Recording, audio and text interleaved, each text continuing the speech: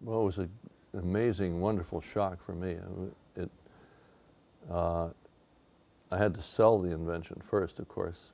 It wasn't that I owned one that worked and put it on movies. What I wanted to do was have the company make it. And I took that prototype to Los Angeles with a demo film that we made around Philadelphia of 30 impossible shots, that could never be made with dollies, no track showing. In fact, my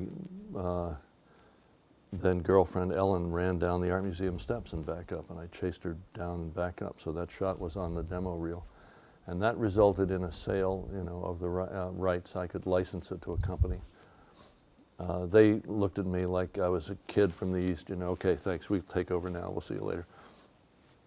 And I, because I didn't really speak the language of engineering, I could sort of speak archaic movie language, but I didn't speak engineering, so they wanted me out of there,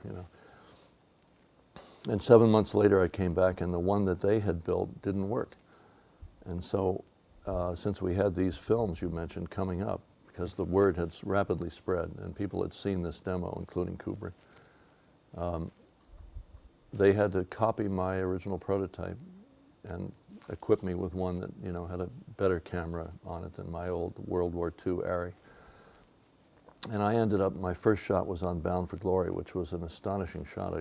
Haskell Wexler was the director of photography, and he dreamed up a combo shot right out of the box.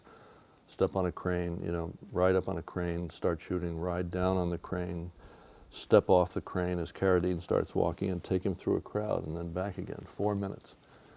We only even had one magazine, so we had to reload the mag in between each take. It was amazing.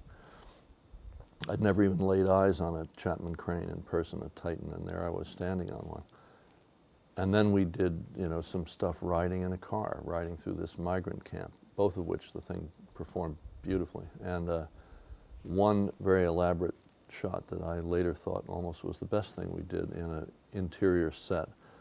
Over his shoulders, he's writing a letter and then pulling back out of the place. I mean, stuff that I would dream of as a moving camera junkie, No dolly in sight, little Garrett on his feet doing this thing with this nutty prototype. And on Marathon Man,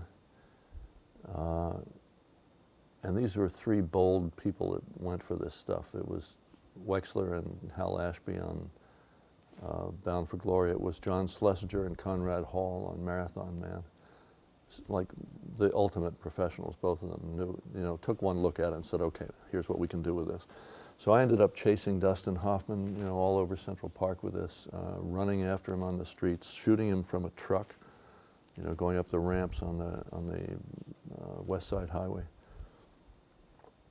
and bouncing back and forth between these films and working on Rocky in Philly, which was this little B picture at the time, for which I made my worst deal ever. They offered me a percentage of Rocky to shoot with this machine instead of a salary, and I said, oh, no.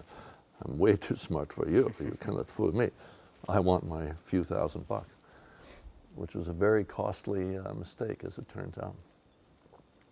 And for Rocky, I did, I ran after Stallone all over the place. I shot from a van up the Italian market, which was a great shot, where somebody spontaneously threw him an apple and, or an orange or whatever it was. Stuff that had never been seen before, because here's this terrible road, and we're going like a ghost, just smoothly up the road, and then running up the steps, which of course that whole sequence is in the film, because Avildsen saw the demo, saw Ellen run on those steps, called us up and said, hey, where were those steps, and how did you do that? So at the end of that year, we had done three very different, but three very significant films in terms of the use of this technology, and the word was out. Bound for Glory won an Oscar for Best Cinematography, Rocky won Best Picture, and Marathon Man was as slick as a picture gets, so it was a great launch.